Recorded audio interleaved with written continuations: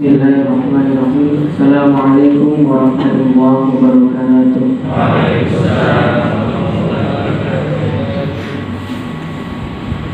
A'udzu billahi minasy syaithanir rajim.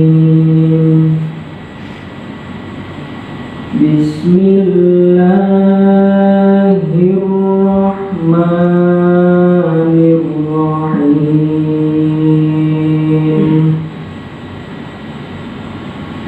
Ma kana Muhammadun aba ahadin mir rijalikum walakin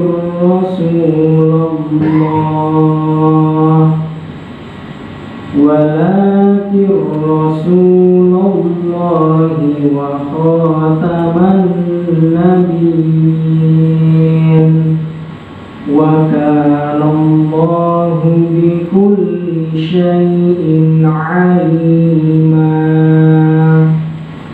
Ya ayyuhalladzina amanu dzkurullaha dzikran katsiran wasabbihuhu bukratan wa asila. Huwallazi yusalli 'alaikum wa malaikatuhu liyukhrijakum minadh-dhulumati ilan nur wa kana bil mu'minina rahima. Wa tahiyyatuhum yawma yalqawnahu salam wa a'adda lahum ajran karima. Ya ayyuhan nabiyyu inna arsalnaka syahidan wa mubasysyiran wa nadhiran wa da'iyatan ilallahi bi'idnihi wa sirajan munira wa basyiril mu'minina bi anna lahum minallahi fadlan kabira wa la tuti'il kafirina wal munafiqina wa da'adahum wa tawakkal 'ala Allah wa kafa billahi wakila. Shadaqallahul azim. Allahumma hamdana bil Qur'an. Assalamualaikum warahmatullahi wabarakatuh.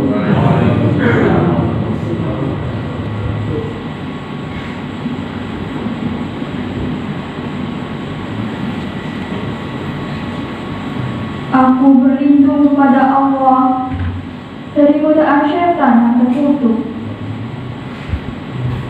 dengan menyebut nama Allah yang Maha Pengasih lagi Maha Penyayang. Muhammad itu bukanlah bapak dari seseorang di antara kamu, tetapi ia adalah utusan Allah dan penutup para nabi, dan Allah Maha mengetahui segala sesuatu. Wahai orang-orang beriman, ingatlah kepada Allah dengan mengingat namanya sebanyak-banyaknya, dan bertasbihlah kepadanya pada waktu pagi dan petang. Dialah yang memberi rahmat kepadamu, dan para malaikatnya memohonkan ampunan untukmu agar Dia mengeluarkan kamu dari kegelapan kepada cahaya yang terang, dan Dia Maha Penyayang kepada orang-orang yang beriman. Penghormatan mereka, orang-orang mukmin itu, ketika mereka memenuhinya ialah salam, dan Dia menyediakan pahala yang mulia bagi mereka. Wahai Nabi, sesungguhnya kami mengutusmu untuk menjadi saksi, pembawa kabar gembira, dan pemberi peringatan, dan untuk menjadi penyeru kepada agama Allah dengan izinnya, dan sebagai cahaya yang menerangi. Dan sampaikanlah kabar gembira kepada orang-orang mukmin bahwa sesungguhnya bagi mereka karunia yang besar dari Allah. Dan janganlah engkau Muhammad menuruti orang-orang kafir dan orang-orang munafik itu. Janganlah engkau hiraukan gangguan mereka, dan bertawakallah kepada Allah, dan cukuplah kepada Allah sebagai pelindung. Maha benar Allah atas segala firman-Nya. Wassalamualaikum warahmatullahi wabarakatuh.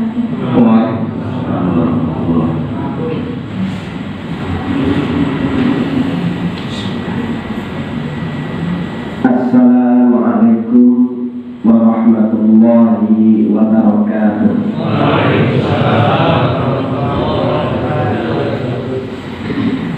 Yang jawab saya doakan mudah-mudahan masuk surga. Yang gak jawab masuk angin. Karena salam adalah keselamatan. Doa mohon keselamatan dan keberkahan serta rahmat dari Allah. Bismillahirrahmanirrahim. Alhamdulillahirabbil alamin. Wal 'aqibatu lil muttaqin wa la 'udwana illa 'alal zalimin. Wassalatu wassalamu ala sayyidil ghurril muhajjalin, sayyidina wa habibina wa syafi'ina Muhammadin wa ala alihi wa ashabihi ajma'in. Laqad qala jalla wa ala fi kitabihil karim wa huwa asdaqul qa'ilin. A'udzu billahi minasy syaithanir rajim. Ya ayyuhalladzina amanu taqullaha haqqa tuqatih wa la tamutunna illa wa antum muslimun. Faqala ما كان محمد أبا أحد من رجالكم ولكن رسول الله وخاتم النبيين وكان الله بكل شيء عليما. Jamaah Masjid Nurul Huda yang kami hormati, Bapak Ketua Takmir Bapak Fahmi Idris rahimani wa rahimahullah ta'ala, semoga insyaallah. Dan segenap bapak-bapak, ibu-ibu, calon-calon penghuni surga yang senantiasa istiqamah menjalankan ajaran dan sunnah Kanjeng Nabi Muhammad sallallahu alaihi wasallam. Terlebih dahulu kita perkenalkan, barangkali mayoritas bapak dan ibu belum mengenal ya. Kalau tak kenal maka tak sayang. Tadi saya ingin sayang. Ya, lebih baik kita ta'aruf dulu ya. Tadi nama sudah disebutkan, sudah benar, nama Sunhadi Faizan, itu nama bapak saya. Jadi Sunhadi Faizan digabung ya. Gelarnya LC MSI. LC itu artinya lulusan COVID-19. Karena beberapa bulan yang lalu, awal September ya, sampai pertengahan 2 pekan, alhamdulillah saya mendapatkan satu surat cinta juga dari Allah Jalla wa'ala. Barangkali saya terlalu banyak dosa sehingga harus dibersihkan ya, dengan COVID-19 itu. Alhamdulillah mudah-mudahan ini menjadi penghapus dan penebus dosa kita. Jadi gelarnya LC, lulusan COVID-19. MSI maknanya adalah masih satu istri. Jadi lengkap gelarnya ya, LC MSI. MSI-nya adalah bukan master of science, masih satu istri. Istri keduanya nanti di surga, insya Allah. Karena bapak-bapak nanti kalau masuk surga akan dinikahkan kembali oleh Allah dengan istri kita tercinta yang di dunia, ditambah satu perempuan yang dulu di dunia belum pernah menikah. Jadi mungkin Pak Ketua Takmir besok istrinya 2, 1 istri yang asli, Yang pertama, yang kedua mungkin dengan 3 bulan. Ya, itu hadis Pak. Jadi setiap orang yang masuk surga itu istrinya 2, ditambah tidak dari 72. Jadi 74. Bapak-bapaknya gembira, senang ya. Terlebih dahulu mari kita panjatkan puji syukur kehadirat Allah Subhanahu wa taala. Dialah satu-satunya Tuhan yang mampu menciptakan langit dan bumi dan yang ada di antara keduanya, yang maha mengatur perjalanan semua planet-planet yang ada di atas bumi ini, dan yang memberikan rezeki kepada seluruh makhluk dan ciptaannya, yang maha menghidupkan dan yang maha mematikan. Dialah satu-satunya Allah Jalla wa'ala, karena dia yang berhak, yang punya kemampuan menciptakan, mengatur, menghidupkan dan mematikan, sehingga hanya dialah yang patut untuk kita sembah, kita taati, kita patuhi, kita tunduki, dan wajib bagi kita menolak dan mengingkari sesembahan-sesembahan selain Allah Jalla wa'ala, yang untuk kita ikrarkan dalam kalimat tauhid la ilaha illallah. Tidak ada Tuhan yang boleh disembah, tidak ada Tuhan yang wajib ditaati, diibadahi di dunia ini kecuali hanya Allah semata. Selain Allah tidak boleh kita katakan sebagai sesembahan atau Tuhan. Selanjutnya salawat dan salam semoga selalu tercurahkan kepada junjungan kita Nabi Agung Muhammad sallallahu alaihi wa alihi wasallam. Mudah-mudahan kita termasuk hamba-hamba Allah yang taat, hamba Allah yang senantiasa mendapatkan tuntunan taufik, hidayah, rahmat dan kasih sayang Allah Subhanahu wa taala, dan istiqomah untuk mencintai baginda Rasulullah, istiqomah menjalankan, mengamalkan semua pesan-pesan Rasul yang agung, menjalankan semua sunnah dan ajaran baginda Rasul. Karena itu kita yakini hanya dengan mengikuti Rasulullah hidup kita akan mulia dan selamat dunia dan akhirat. Bapak-bapak dan ibu-ibu rahimani wa rahimakumullah, bagaimana cara kita meneladani Rasulullah dan kenapa harus mencintai Rasul dan harus meneladani baginda Rasulullah sallallahu alaihi wasallam? Karena Rasulullah sallallahu alaihi wasallam adalah merupakan Rasul yang dipilih oleh Allah, manusia yang paling mulia, yang paling baik akhlaknya di muka bumi ini, mendapatkan pujian yang langsung dari Allah Subhanahu wa taala dalam surat Al-Qalam ayat 4, wa innaka la'ala khulqin 'adzim, dan sesungguhnya engkau Muhammad adalah benar-benar berada di atas akhlak yang paling agung. Belum pernah kita jumpai dalam Quran dan hadis ujian yang datang dari Allah kepada manusia yang memiliki akhlak yang agung kecuali hanya kepada baginda Rasulullah sallallahu alaihi wasallam. Semua Rasul dan Nabi memiliki akhlak yang luhur, akhlak yang baik, akhlak yang mulia. Akan tetapi baginda Rasul di atas para Nabi dan para Rasul, kemuliaan, ketakwaan dan kecintaan beliau kepada Allah maupun kepada umatnya, sehingga mendapatkan pujian yang luar biasa dari Allah dalam surah Al-Qalam ayat 4 tadi, wa innaka la'ala khuluqin 'adzim, dan sesungguhnya engkau Muhammad, kata di awal ini wa innaka, sungguh benar-benar. Ini bukan hoak kata Allah, ya, pujian yang murni yang tulus dari Allah. Sungguh Muhammad, engkau manusia yang paling sempurna, akhlakmu sangat hebat, sangat agung. Ya, belum pernah ada manusia di muka bumi ini yang memiliki akhlak sama, apalagi melebihi dan mengungguli ke keluhuran akhlakmu. Ini adalah pujian yang datang dari baginda, dari Allah Subhanahu wa taala untuk baginda Rasulullah Muhammad sallallahu alaihi wasallam. Dan nanti akan kita bahas lebih banyak lagi seperti apa akhlaknya baginda Rasul sallallahu alaihi wasallam. Yang pertama kita akan mulai dari kenapa kita harus mencintai Rasulullah. Karena Allah yang perintahkan kita untuk mencintainya. Kita diperintahkan oleh Allah untuk taat, untuk cinta kepada Rasulullah SAW. Karena dengan mencintai Rasulullah, Allah akan mencintai kita. Dengan mentaati Rasul, maka bukti kita ini adalah taat kepada Allah Jalla wa'ala. Wa may yuti'ir Rasul faqad ata'a Allah. Dan siapa yang benar-benar mencintai Rasul dan mentaati Rasul, maka sungguh dia baru dikatakan dia benar-benar taat kepada Allah. Jangan merasa diri kita ini sudah taat dan cinta Allah kalau belum mewujudkan menampakkan keseriusan kita untuk mencintai dan mentaati baginda Rasul Sallallahu Alaihi Wasallam. Jadi syarat untuk iman kepada Allah, syarat untuk dikatakan kita ini cinta Allah adalah mutlak kita harus mencintai dan mentaati baginda Rasul Muhammad Sallallahu Alaihi Wasallam.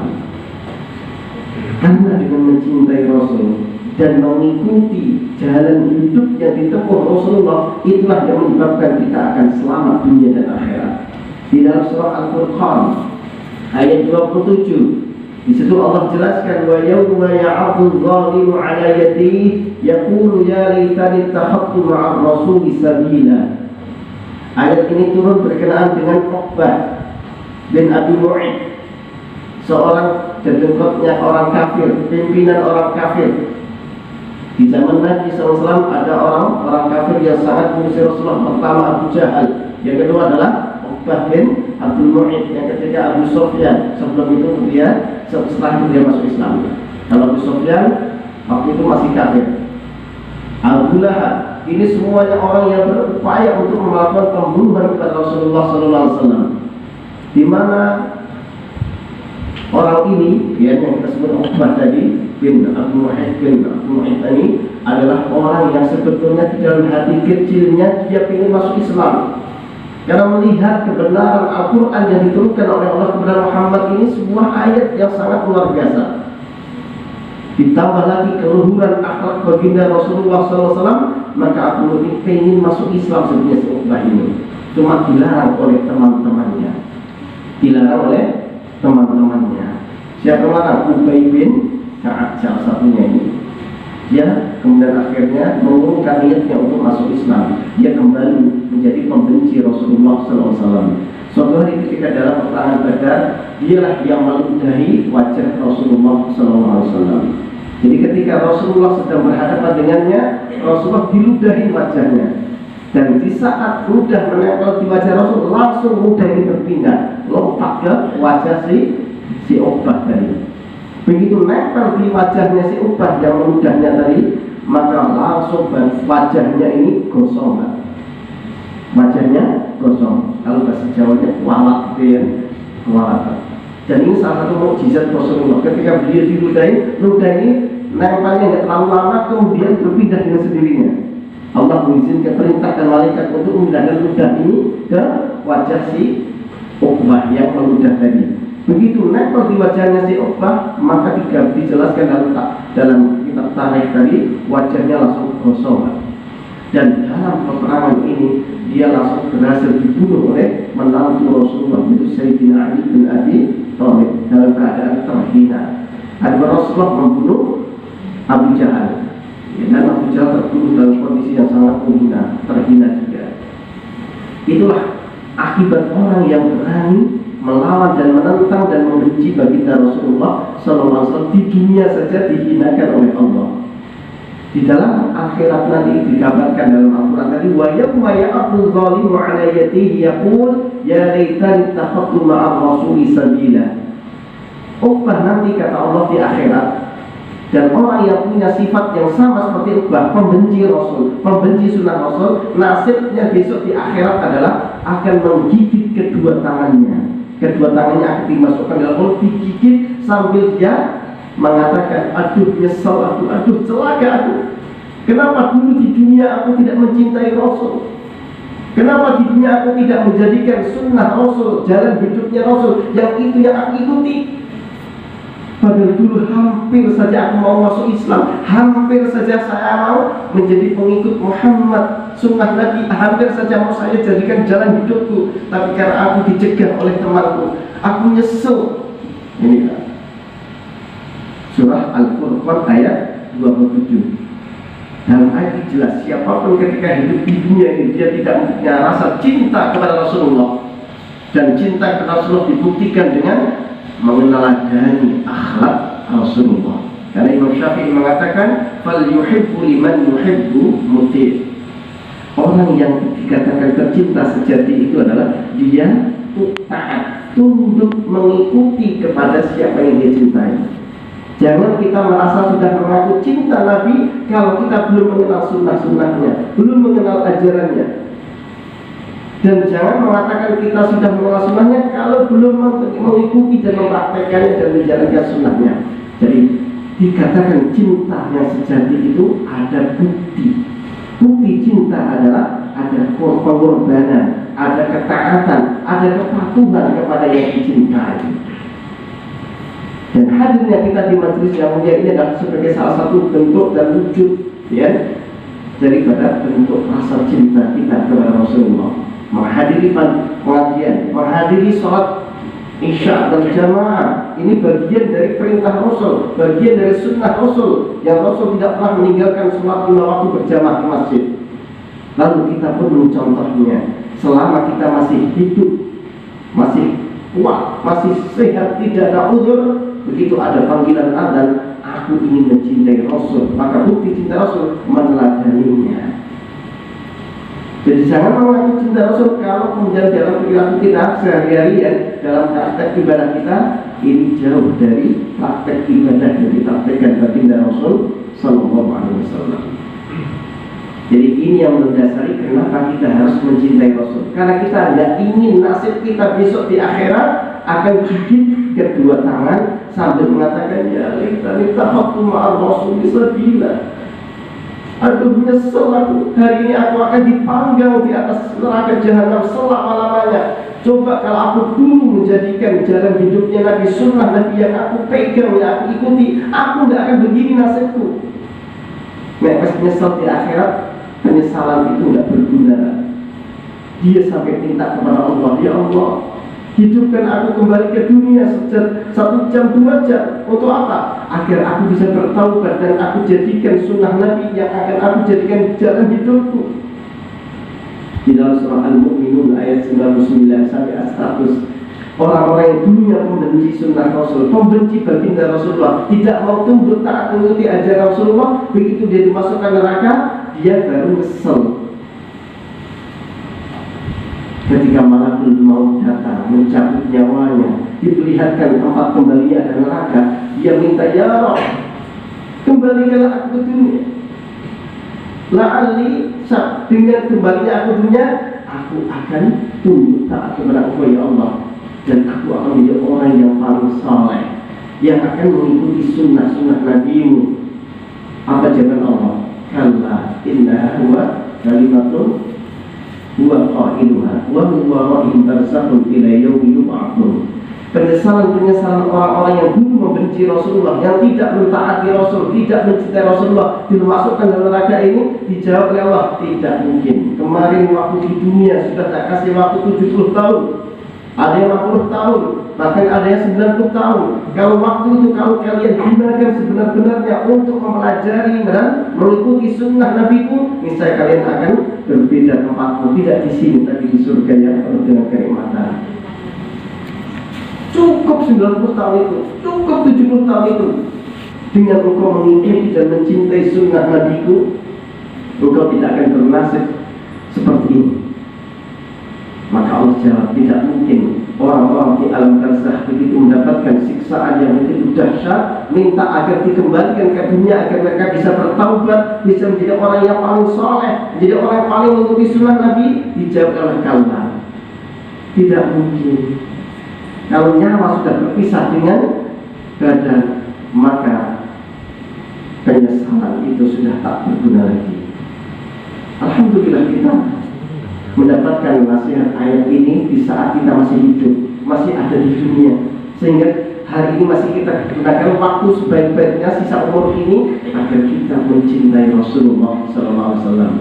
Ayo kita sisa umur ini kita efektifkan untuk mengenal sunnah-sunnah Kanjeng Nabi. Apa saja ajaran Nabi, apa saja akhlak baginda Rasulullah, dan apa saja pesan-pesan agung Rasulullah yang mesti harus kita kenal untuk kita jadikan sebagai pedoman hidup. Bapak-bapak dan ibu-ibu rahimani wa rahmatullah.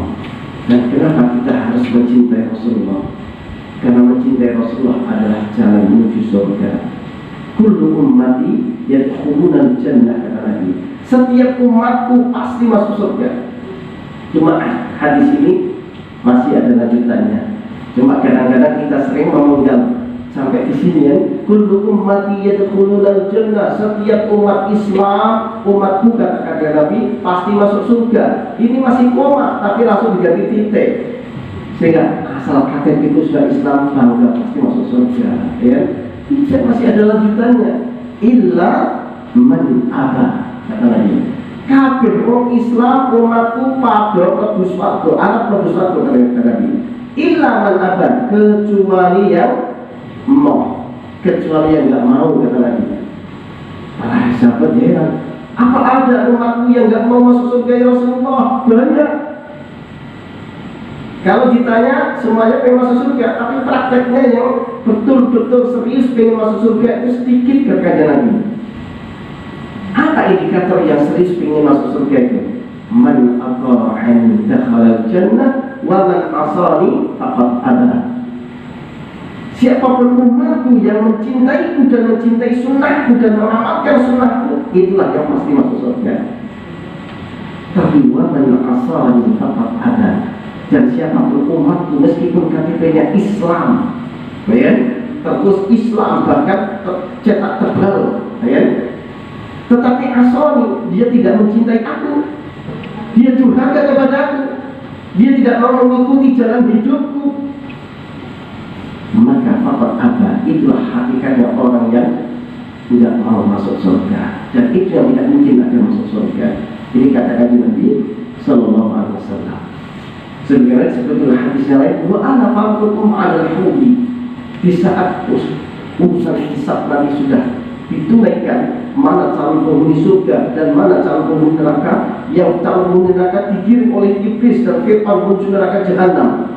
Ada berumat Islam digiring, ya, menuju kepada telaga. Jadi setelah hisab selesai, kita semuanya akan menuju telaga Al-Haud Al-Kautsar. Setelah itu baru kita melintas di atas sirat, jembatan titian yang sangat kecil, tipis, tajam, dan licin. Di bawahnya adalah neraka. Panjangnya adalah sejauh sepanjang neraka. Neraka itu panjangnya adalah 7 kali langit dan 7 kali bumi. Berapa kilo itu? Dari Indonesia, dari Sabang sampai Merauke saja sudah lama kita naik bis, ya kan? Itu baru masih Indonesia. Bumi semuanya aja itu sudah rasanya sudah jauh berkilo-kilo. Sementara panjangnya neraka, panjangnya sirat itu adalah 7 kali langit dan 7 kali bumi panjangnya. Itu sirat, tipis, lebih tipis, adakku minas sya'rah wa ahadku minas saif. Ini kata Nabi, sirat itu adalah lebih kecil daripada rambut kita, ya, dan lebih tajam daripada silet atau pedang. Sudah begitu dahtun, ya, munzalikun, licin dan digoyang-goyang. Kanan kirinya banyak pengait-pengait besi yang untuk mencaplok. Siapapun yang kecaplok besi itu pengait, maka dia nggak akan selamat, dia akan dilemparkan ke neraka. Nah, sebelum kita melewati atas sirat, umat Islam ini akan dihampirkan oleh Rasulullah ke telaga sebagai bekal untuk bisa selamat lewat di atas as-sirat. Kata lagi, siapa yang minum 1 gelas saja, bahkan 1 teguk saja dari sirat itu, maka dia akan selamat dan tidak akan pernah haus selamanya. Di saat aku kedatangan rombongan umatku menuju telaga itu, kata Rasulullah SAW, lalu aku bersegera mengambilkan gayung, ya, air yang aku akan isikan di gelas-gelas yang sudah tersedia di sana. Maka tiba-tiba sebagian besar umatku ini dihalau oleh para malaikat, diusir, persis seperti unta-unta yang ada di gurun pasir yang sangat kehausan. Sudah berbulan-bulan dia nggak mendapatkan air, dia lagi mencari oase, mencari mata air. Ketemulah sebuah telaga yang airnya jernih. Unta-unta ini senang banget bersegera menuju telaga. Tiba-tiba begitu sampai di tepi telaga, datang pemilik telaga mengusir unta-unta itu. Betapa kecewanya unta-unta itu, kata Rasulullah. Maka Rasulullah ketika melihat sebagian besar umat Islam ini diusir oleh para malaikat, nggak boleh mendekat, nggak boleh minum dari telaga baginda Rasulullah SAW, Rasulullah protes. Ya Rabb, ya Allah, ya Tuhanku, innahum minni, Kenapa mereka diusir, wahai Allah? Mereka adalah umatku. Mereka berhak mendapatkan air telaga wahai Allah. Maka Allah pun menjawab, Innaka la tadri ya Muhammad. Hai Muhammad, sesungguhnya engkau tidak tahu ma ahdatsa ba'daka, apa yang telah mereka perbuat setelah engkau wafat. Dulu, ya, umat Islam di zamanmu ketika engkau masih hidup, mereka tunduk, taat, mencintaimu dan mengamalkan sunnahmu.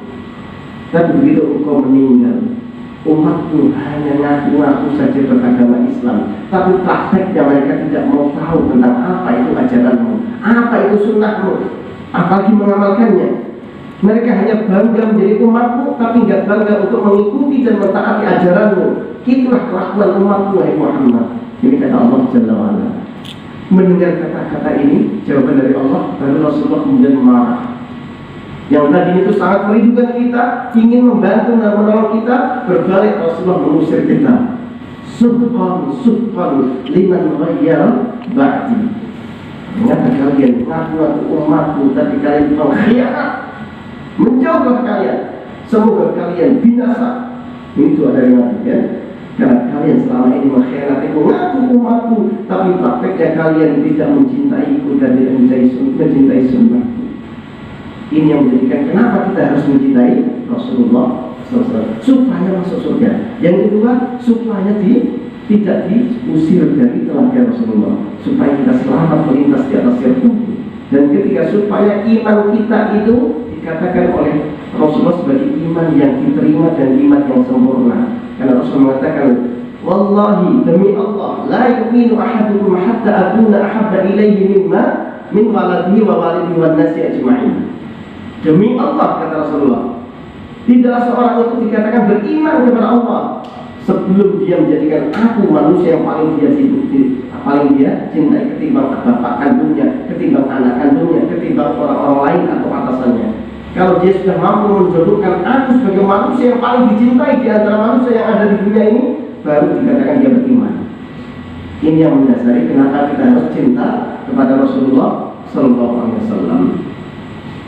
Bapak-bapak dan ibu rahimani wa rahmatullah.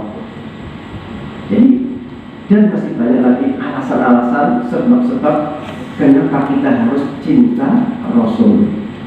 Karena waktu kita tidak memungkinkan untuk dijelaskan secara keseluruhan, ya. Karena kitab tauhid dan kitab tarikh itu kalau dibahas itu harus butuh waktu yang panjang, ya. Kita ambil yang poin-poin, ya semuanya penting, ya. Yang semuanya penting cuma karena ketepatan waktu. Terus sekarang kita bagaimana kita mengenal akhlak Rasul. Kita akan sedikit jelaskan seperti apa akhlak Rasulullah SAW. Tentu yang paling tahu tentang akhlak Rasulullah orang yang paling dekat dengannya. Siapa yang paling dekat Rasulullah? Istrinya, yang sampai setiap hari, ya, siang dan malam melihat langsung, ya. Banyak laki-laki kalau di luar, di kantor, di luar, tampak anggun, tampak soleh, tanpa apa kelihatannya ramah, ya. Tapi ternyata di rumah dia sama istri garang, sama anak tidak cinta, tidak sayang. Banyak nggak seperti itu? Banyak. Jadi kalau kita ingin tahu siapa orang, ya, siapa dia sebenarnya, jangan tanya masyarakat, tapi tanya istrinya, tanya anak kandungnya yang ada satu rumah itu. Karena rumah itulah salah satu fungsi rumah adalah akan membongkar, ya, siapa jadi diri seorang bapak dan seorang suami itu. Rumah itulah. Di luar kita bisa tampak manis, tampak masya Allah elok, ya. Nah itu kamu fase. Tapi ketika seorang itu, istri dan anaknya menceritakan bahwa akhlak suamiku, akhlak bapakku, masya Allah, harus kita percaya. Dan Aisyah radhiyallahu taala anha ketika ditanya oleh para sahabat, karena para sahabat itu adalah melihat akhlaknya Rasulullah, masya Allah, cintanya Rasul kepada para sahabat dan kaum muslimin itu melebihi cintanya seorang ibu kandung kepada anak bayinya. Siapapun ibu pasti dengan bayinya sangat cinta.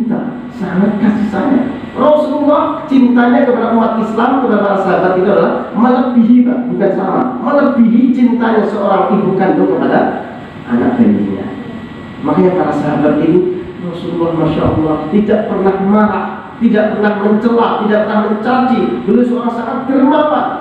Ya, dan para sahabat ini penasaran apakah Rasulullah itu di rumah seperti itu atau tidak. Maka kemudian dikonfirmasikan. Para sahabat mendatangi Aisyah radhiyallahu taala anha. Mereka bertanya, ya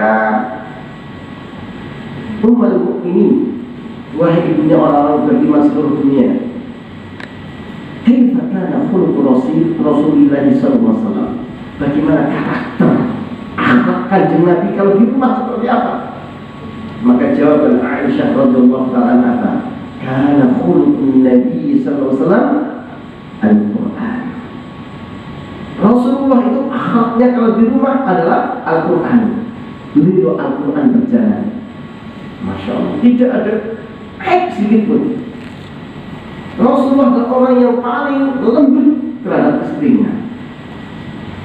Ini pengakuan dari istrinya. Saya sejak menikah dengan sama Rasulullah tidak pernah dibentak.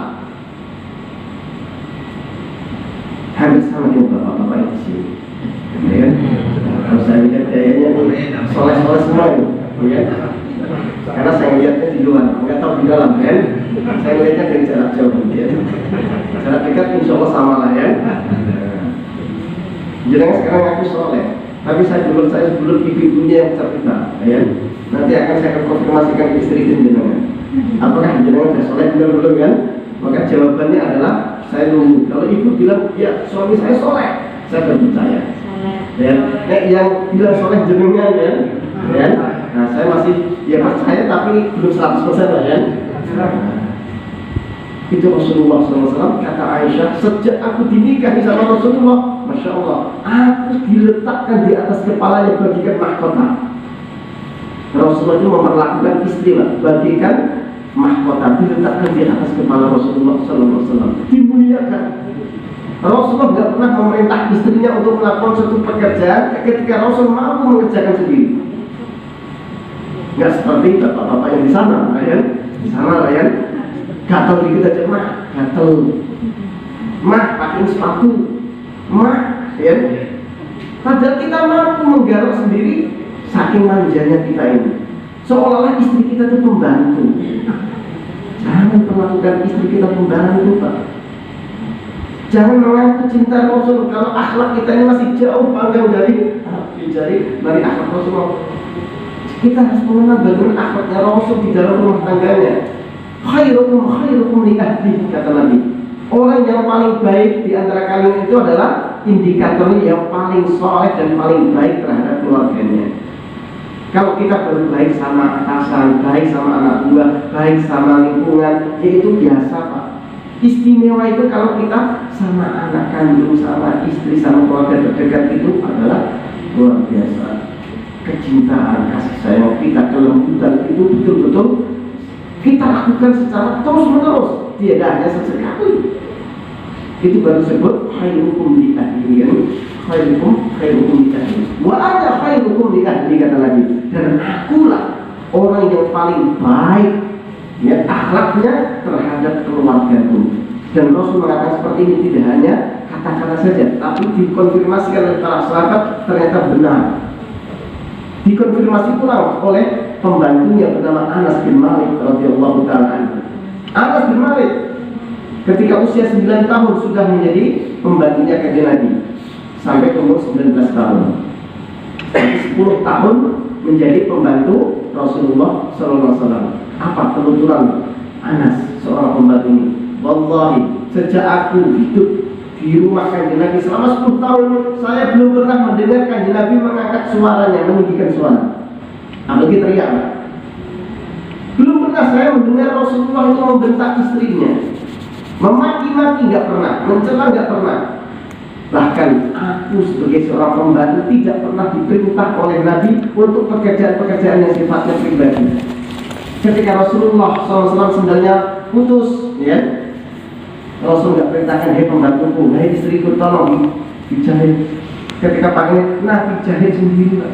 Itulah akhlak Rasulullah. Rasulullah apa yang bisa beliau kerjakan sendiri, beliau tidak melibatkan orang, tidak nyusahin orang. Bahkan Rasulullah itu sangat membantu orang, sangat mudah, ya. Beliau itu berbuat baik kepada siapapun. Itu Rasulullah akhlaknya seperti itu. Bapak-bapak dan ibu-ibu yang dirahmati Allah Subhanahu wa taala. Kedermawanannya. Rasulullah manusia paling dermawan di muka bumi. Suatu hari ketika beliau sholat asar, beliau menjadi imam sholat asar. Begitu salam, assalamualaikum warahmatullah, assalamualaikum warahmatullah, biasanya beliau langsung zikir. Tiba-tiba beliau langsung berdiri dan agak berjalan cepat seperti ada sesuatu kejadian yang beliau menjadi para sahabat penasaran. Dan Rasulullah tidak zikir, kan? Langsung melompati beberapa kuda-kuda para sahabat ini. Beliau langsung pulang ke kamarnya. Setelah selesai, beliau kembali lagi duduk dan baru berpikir. Setelah selesai zikir, para sahabat kemudian saking penasaran bertanya, ya Rasulullah, tumben kan, baru kali ini kan, setelah sholat, engkau meninggalkan majlis tempat sholatmu, ya setelah itu baru terus bahasanya terkopoh-kopoh apa ya, terburu-buru banget kan, kayaknya ada sesuatu yang membuat anda ketakutan. Ada apa ya Rasulullah? Iya, tadi sebelum sholat asar ada hadiah kepada saya, orang memberikan hadiah berupa potong emas, ya, dan sudah saya siapkan untuk akan saya bagikan, saya sedekahkan kepada semua fakir miskin. Sudah saya kemas, tapi begitu ada azan saya lupa, ya, belum saya bagikan karena saya kebetulan ke masjid. Begitu selesai zikir, selesai sholat, baru saya ingat, oh ya, saya belum membagikan sedekah itu. Saya tidak mau ada apa namanya harta apalagi emas menginap di rumahku. Itu satu dermawannya, dibagikan semuanya lah.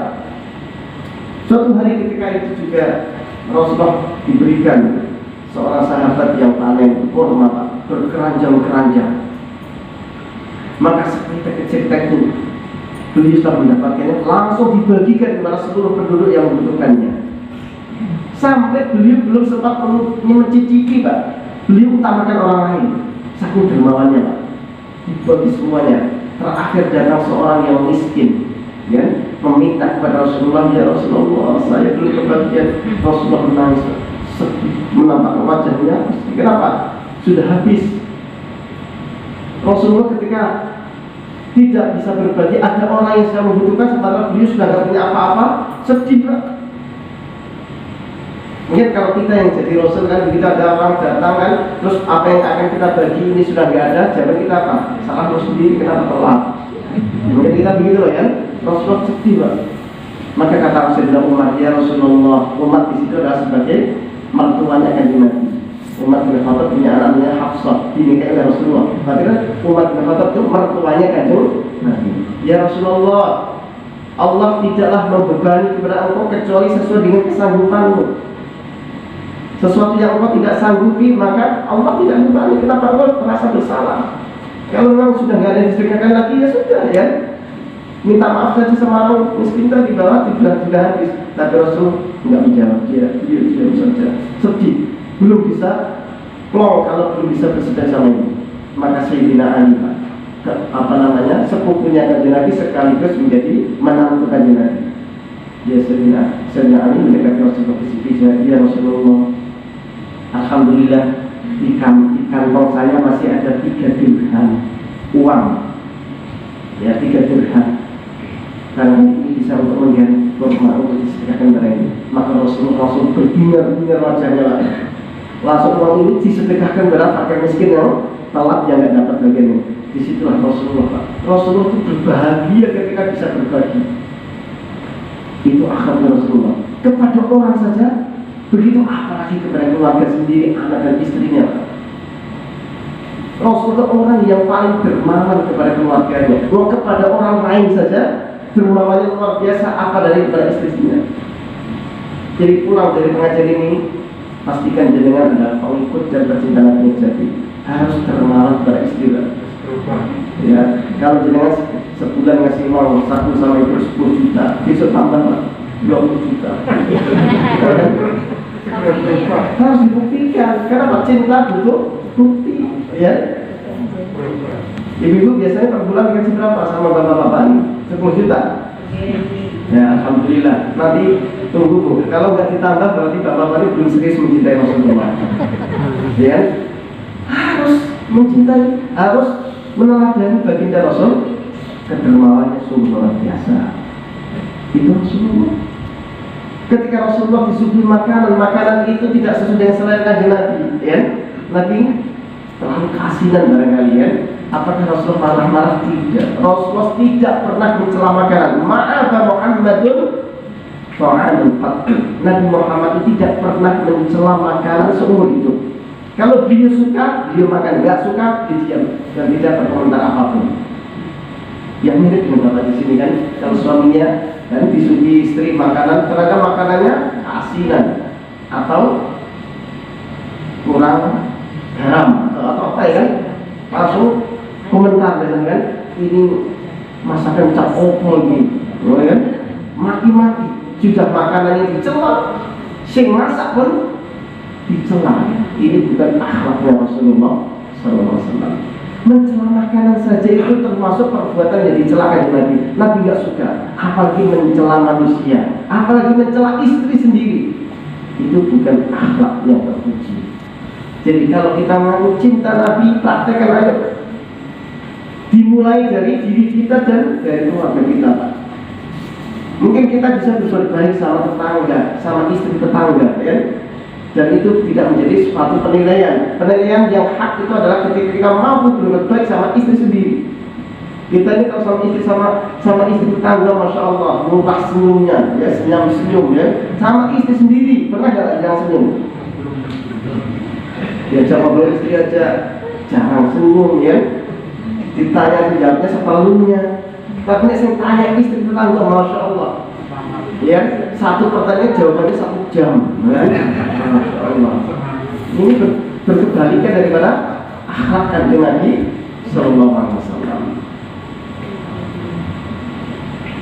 Rasulullah Sallallahu Alaihi Wasallam selain beliau seorang yang dermawan, yang penuh cinta dan kasih sayang kepada semua orang, apalagi dari keluarganya. Rasulullah SAW juga punya sifat-sifat yang baik yang lainnya. Apa itu? Jiwa yang sangat santun dan pemaaf. Dikisahkan Rasulullah ketika dalam kondisi ekonomi yang sangat terlilit ekonominya, sehingga untuk makan saja beliau susah. Akhirnya beliau pinjam utang kurma, karena makanan pokok ini kan kurma. Utang kurma 20 sok. Satu sok 4 inilah, 4 mut, ya. Satu mut kan segini, ya. 4 mut berarti kira-kira 4 kali 20 ini raupan. Tapi berapa Pak? 4 kali 20 80 raupan, ya. Ini satu genggam ini, ya, itu 1 mut. Nah, 1 sok 4 kali 2 genggam. Ini, ya. Apa namanya? Istilahnya kayak misalnya ya, inilah, ya.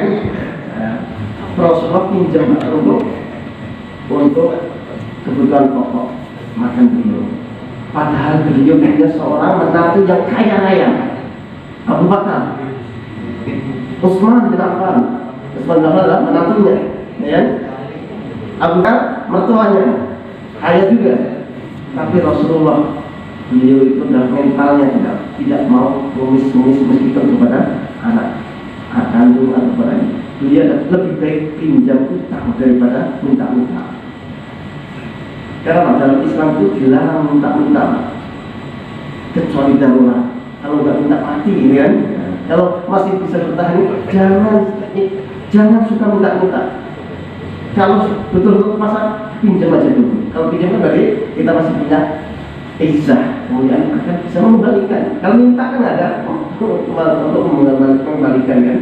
Rasulullah sampai pinjam. Yang dipinjami bukan orang Islam lagi, seorang Yahudi. Pinjam atau utang kurma sama orang Yahudi. Dan Rasul janji, insya Allah 1 pekan saya kembalikan. 1 1 pekan akan dikembalikan, insya Allah. Maka ketika Rasulullah sedang ceramah seperti ini Pak di masjid dengan para sahabatnya, nggak ada angin, nggak ada petir, tiba-tiba datang orang Yahudi Pak, langsung menuju ke mimbar, ke tempat yang Rasulullah sedang duduk berceramah ini. Dan Rasulullah kan pakai imamah, pakai imamah sorban. Sorbannya ada di ujungnya, ada tali yang masih meleleh dengan ditarik dari belakang Pak, sehingga dicekik Rasulullah oleh seorang Yahudi yang Rasul pinjam kurma sama dirinya itu. Para sahabat kaget.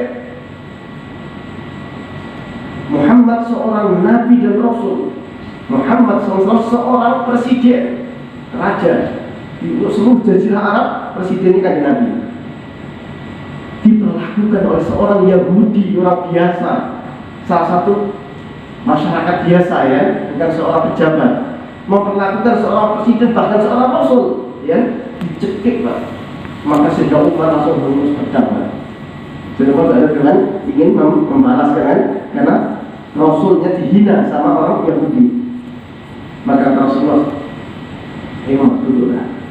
Ini adalah aku dan dia. Wahai Fulan, ada apa? Kok mau mencekik saya?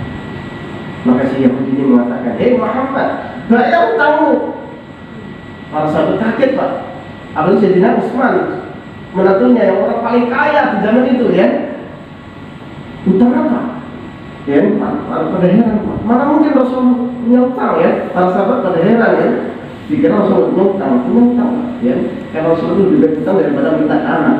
Itu Rasulullah luar biasa. Bayar Muhammad.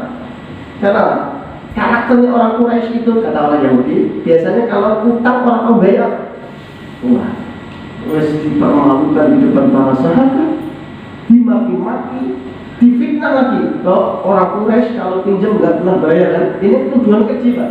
Rasul kan dari keturunan Quraisy, bangsa Quraisy. Bangsa Quraisy bangsa yang paling terhormat Pak, di Arab Saudi kan, di depan Quraisy. Nah, Rasul caci maki entek, habis Pak, entek amek dengan bahasa orang itu. Padahal seorang nabi, seorang rasul, seorang presiden lagi. Saya nggak bisa bayangkan skema Pak.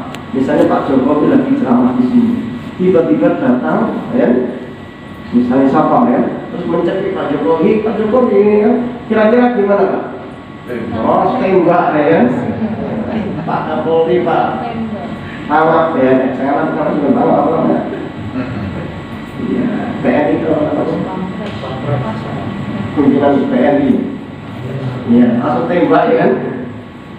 Rasulullah SAW bayar. Maka Rasul menjawab, kan belum jatuh tempo, kan bilang 1 pekan. Ini kan baru sehari sudah ditagih kan? Saya nggak peduli, pokoknya hari ini juga harus engkau bayar. Maka Rasulullah SAW berkatakan, wahai Umar, berdirilah, ambil kurma di Baitul Mal, ya, temui Sri Mulyani, Menteri Keuangan, kan? Ambillah kurma 20 sok, saya penyambutan sama dia 20 sok.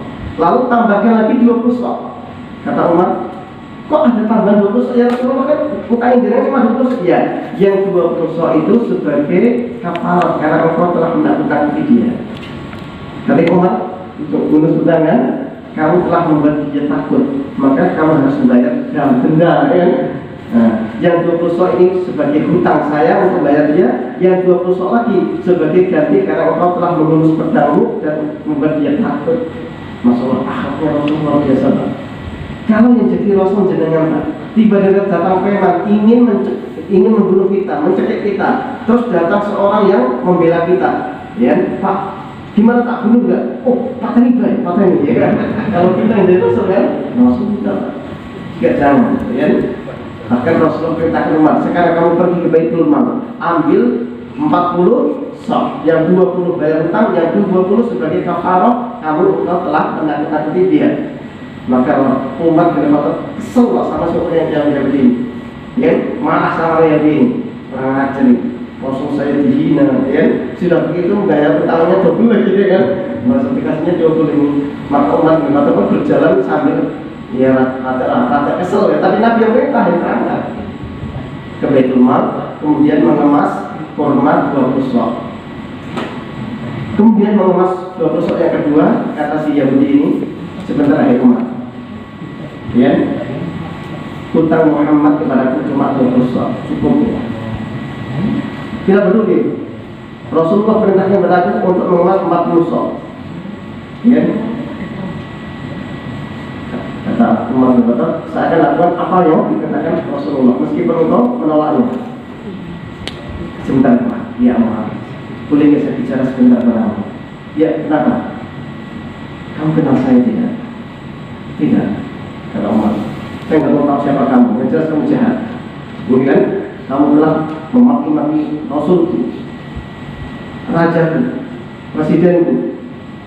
Kita bilang, aku adalah pendeta yang sangat terkenal di Madinah ini.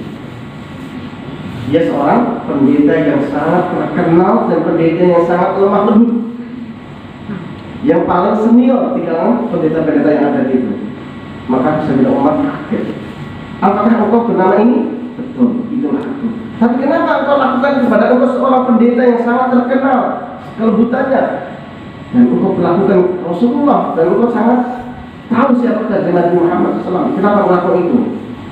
Ya, begini Umar.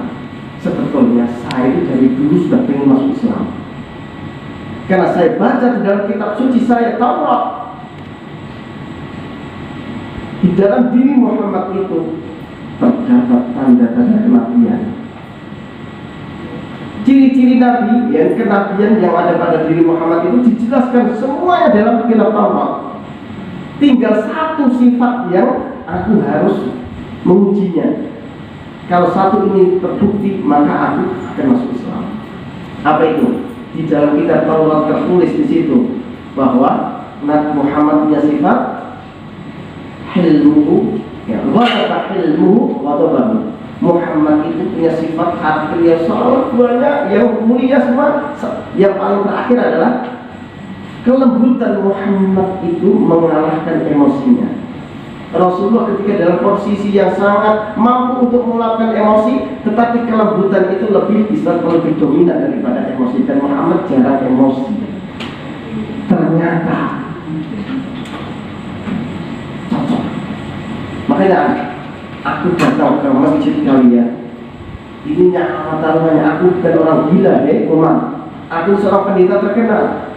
Nyawa taruhannya, berani datang ke masjid, ya, kemudian mencekik seorang nabi, seorang rasul di depannya para sahabat-sahabat yang hebat-hebat, yang main pedangnya hebat kan, nyawa taruhannya. Tapi kenapa saya lakukan itu? Karena saya ingin membuktikan dari sekian akhlak yang disebutkan oleh Taurat, itu semuanya ada pada diri Muhammad. Itu buat aku dari dulu ingin masuk Islam. Dan ada satu yang aku ingin membuktikan secara langsung, kelembutan dan pemaafnya Rasul itu, apakah itu benar ada pada diri Rasul apa tidak ya? Ternyata benar. Di saat aku masuk masjid, aku cekik Muhammad, aku maki-maki lagi, aku permalukan lagi. Ternyata Rasulullah, ya, kalau Rasul saya itu mau bilang, hei Umar, penggal kepalanya, mati saya sudah. Tapi Rasul tidak lakukan itu. Bahkan beliau melarang engkau untuk menggal kepala, ya. Dan sejak ini Umar saksikan, asyhadu an la ilaha illallah wa asyhadu anna Muhammadan Rasulullah. Masuk Islam melihat keluhuran akhlak baginda Rasul sallallahu alaihi wasallam. Jadi akhlak Rasulullah ada seorang yang pemaaf, sangat santun. Ketika beliau perang Khaybar 3 tahun sebelum Rasulullah meninggal, beliau memenangkan perang Khaybar. Jarak Khaybar dengan Madinah itu kurang lebih 120 kilo, ya. Perang Khaybar umat Islam menang. Kemudian Rasulullah dijamu oleh orang-orang Yahudi. Tawanan-tawanan perang itu kemudian menjamu Rasulullah. Salah satunya bernama Zainab binti Harithah. Dia seorang wanita Yahudi. Karena melihat bapaknya terbunuh, kalah dalam perang itu, adiknya, kakaknya, paliknya, semuanya keluarganya, intinya yang Yahudi ini kalah lah, ingin balas dendam. Maka Kanjeng Nabi dan para sahabat dijamu oleh Zainab binti Harithah ini dengan disembelihkan kambing mati, dibakar. Ternyata di dalamnya disusupi racun. ingin membunuh Rasul dan para sahabatnya. Maka ketika itu kemudian para sahabat mengkonsumsinya, begitu makan masuk ke telan langsung mati karena racunnya ini level 4 Pak, PPKM level 4. Begitu masuk langsung mati Pak. Tapi Rasulullah SAW begitu beliau menelan sudah sampai ke lambungnya ya, baru dagingnya nih Pak, daging kambing, kaki kambing itu bisa bicara Pak. Jadi mujizat dari Allah Subhanahu Wa Taala. Ya Rasulullah, ana masmumatun, wahai Rasul, aku ini diracuni sama wanita itu. Jadi ngomongnya ngabarinya ke Nabi ketika racun sudah masuk ke tubuh Rasul. Maka Rasulullah langsung racunnya sedikit demi sedikit Pak menjalar ke seluruh tubuhnya sampai terakhir ya 3 tahun setelahnya baru menembus ke saraf jantungnya. Dan itu menyebabkan beliau meninggal. Diracuni sama-sama wanita Yahudi tadi. Dan mukjizat Allah Subhanahu Wa Taala, kalau bukan Nabi sekali naik makan langsung mati. Tapi Rasulullah ya Allah menampakkan kekuatan Rasulullah ketika diracun masih bisa bertahan hidup selama 3 tahun. Diracun pada tahun 7 Hijriah, meninggalnya tahun ke-11 Hijriah. Ya. Apa perlakuan Rasul pada Zainab binti Al-Harisah ketika dia dikasih tahu oleh daging kambing ini bahwa diracuni oleh wanita itu? Apa Rasul marah? Bunuh dia? Enggak. Rasul bahkan ya sudah tahu dirinya diracuni saja dia marah. Makanya bapak-bapak jangan ngaku cinta Rasul kalau baru disinggung dikit saja sama istri, ya, terus main marah, tidak, ya. Kita harus punya sikap yang lembut, memaafkan kesalahan istri. Istri kita itu bukan bidadari di surga, Pak. Istri kita bukan malaikat yang nggak punya keliru, nggak punya salah. Ketika istri kita salah, ingat kebaikannya lebih banyak daripada keburukannya. Istri kita itu capeknya luar biasa Pak. Siang malam ya, dia harus menidurkan anaknya si bayi sampai jam 12 baru bisa tidur. Baru dia mau tidur, harus diganggu lagi sama panjenengan. Tapi dia nggak marah, ya. Paginya dia harus cuci, harus masak, segala. Masya Allah. Istri itu adalah profesor di segala bidang, Pak. Ya kan? Itu istri lah. Jangan merasa pede karena sudah bisa punya penghasilan besar ya. Dia hanya bisa menghasilkan uang Pak. Istri lebih dari itu. Ketika terjadi misalnya kesehatan anak ini mulai terganggu, dia bisa menjadi seorang perawat, bahkan bisa mengobati menjadi seorang dokter. Dan istri kita itu bisa menjadi dokter, bisa menjadi perawat, bisa juga menjadi seorang pendidik, guru, ya, profesor di rumah kita. Dan istri itu ya pembantu juga, ya. Jadi chef juga, masak, ya, padahal nggak pernah kuliah di bidang tata boga, tapi masak apa saja bisa. Itu kalau harus gaji berapa jangan gaji? Jadi babysitter juga, ya. Babysitter gajinya berapa Pak? Coba jangan ngasih 10 juta itu Pak, terlalu ringan, terlalu kecil Pak. Beban kerja istri di rumah itu Pak. Coba dihitung aja, beliau babysitter gaji 3 juta. Ya, terus beliau juga seorang pendidik guru. Apalagi guru sekarang pada sertifikasi 7 juta, 7 juta per 3 10. Dan istri adalah sebagai seorang perawat. Berapa gaji perawat Pak? Gaji dokter berapa? Ya, jadi jangan merasa hebat dengan sudah kasih 10 juta per bulan sama istri, yang marah-marah main tunjuk saja kan? Akhlak Nabi nggak begitu Pak. Ya. Wah, ini dari ini yang kita terus ya. Bapak-bapak dan ibu dia adalah Allah Subhanahu Wa Taala. Jadi intinya meneladani akhlak Rasul itu harus dibuktikan dengan tindak nyata, perilaku yang nyata, tidak hanya sebatas jargon, ya, hanya ucapan lisan aku cinta Nabi dan aku, kan, tetapi kita harus tahu karakter Nabi itu seperti apa, bagaimana sikap Rasul kepada istri dan anak, kepada masyarakat, bahkan kepada orang kafir sekalipun. Rasul punya akhlak yang luhur, ya. Nah itulah yang mesti harus kita pelajari. Dan yang lebih penting lagi adalah bagaimana ibadahnya Rasul, bagaimana ketakwaan Rasul pada Allah Jalla wa'ala. Ini yang lebih harus kita tiru, ya. Yang tadi kita tiru juga, ya. Yang akhlak kepada keluarga, kan. tapi yang paling utama lagi adalah bagaimana akhlaknya Rasulullah kepada Allah. Beliau sangat mentauhidkan Allah, tidak berani menyekutukan Allah. Beliau adalah orang yang paling baik dan paling banyak ibadah dan sujudnya kepada Allah, yang paling banyak zikir dan istighfarnya dan baca Qur'annya kepada Allah Subhanahu wa taala. Ya. Beliau yang paling baik dan paling banyak ibadahnya. Jadi jangan merasa kita sudah cinta Rasul kalau ibadah kita ini ya masih aras-arasan, masih malas-malasan ya. Yang intinya itulah ya. Maaf, ini sudah malam kayaknya, sudah lelah bapak ini dari tadi dikerjain terus sampai jam 20.45. Kita sampai jam berapa? Secukupnya. Langsung didoain. Alhamdulillah. Bapak-bapak dan ibu-ibu rahimani wa rahmatullah.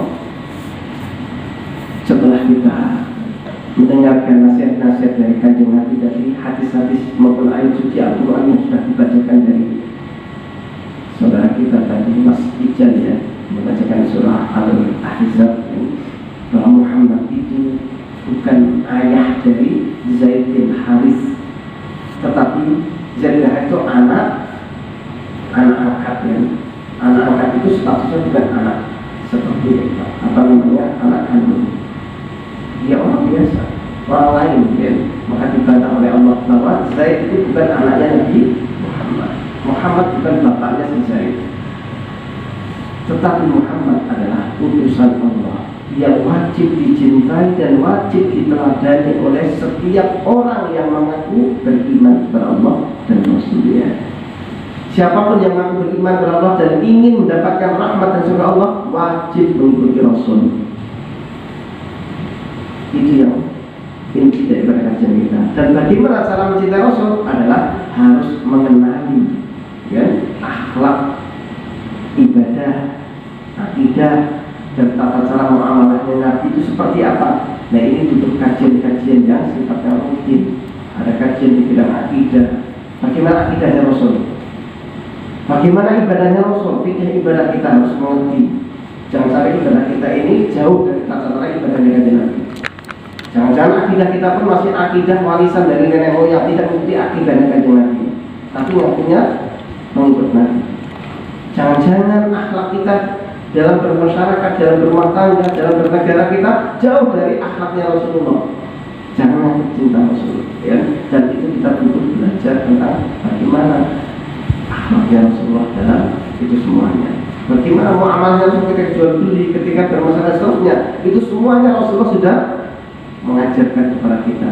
Nah, kajian-kajian di bidang itu, itulah yang wajib dilakukan oleh setiap muslim sebagai bekal untuk membuktikan kalau dia itu bercinta Rasul yang sejati. Al-mar'u ma'a man ahabba. Kata Rasulullah, seseorang itu di akhirat akan dibangkitkan dan dikumpulkan bersama siapa yang dia cintai. Kalau cinta Rasul, maka di surga bersama Rasul. Cinta siapa? Mari Syahrini, dia akan dikumpulkan sama Syahrini ya. Nah, mencintai artis ya sama artis lah. Mencintai orang kafir besok dibangkitkan bersama orang kafir. Itu kata Nabi, al-mar'u ma'a man ahabba. Ketika seorang sahabat datang, orang Arab Badui, ya Rasulullah ya, mata al-qiyamah, ya Rasul, kapan kiamat ya Rasul? Maka Rasul menjawab, qala Rasulullah SAW, wa ma a'dadta laha. Apa kau siap sama kita? Apa persiapanmu untuk menghadapi kiamat? Kok kamu berani-beraninya nanya kiamat kan? Maka dia jawab, jawaban sahabat adalah inni uhibbullaha wa rasulah. Ya Rasul, persiapanku adalah aku sangat mencintai Allah dan sangat mencintai Rasulnya. Maka kata Rasulullah, al-mar'u ma'a man ahabba. Jika engkau serius benar cara mencintai Allah dan mencintai aku, maka engkau akan bersama aku di surga. Inilah yang mendasari kenapa kita harus mencintai Rasul, dan cinta harus dibuktikan dengan ketaatan, kepatuhan dan meneladani kepribadian dan akhlak Rasulullah SAW. Mari kita tutup kajian kita ini dengan hamdalah, doa dan doa kepada majelis.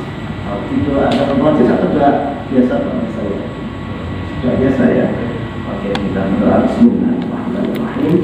Alhamdulillahirabbil alamin. Hamdan syakirin, hamdan na'imin, hamdan yuwafi ni'amahu wa yukafi mazidah. Ya Rabbana, lakal hamdu wa lakal syukru kama yanbaghi li jalali wajhikal karim wa 'azimi sultan. Allahumma salli wa sallim ala nabiyyina Muhammadin wa ala alihi wa sahbihi ajma'in. Allahumma ighfir lil mu'minina wal mu'minat wal muslimina wal muslimat al ahya'i minhum wal amwat. Allahumma ihsyurna ma'a nabiyyina Muhammadin sallallahu alaihi wasallam fil jannah. Allahumma inni as'aluka hubbak wa hubba man yuhibbuk. Allahumma inni as'aluka ridhaka wal jannah wa na'udzu bika min sakhatika wan nar.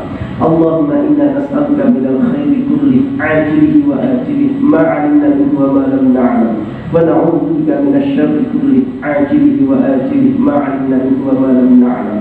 Allahumma inna nas'aluka al-jannah wa ma qarraba ilayha min qawlin wa 'amal, wa na'udzu bika minan nar wa ma qarraba ilayha min qawlin wa 'amal.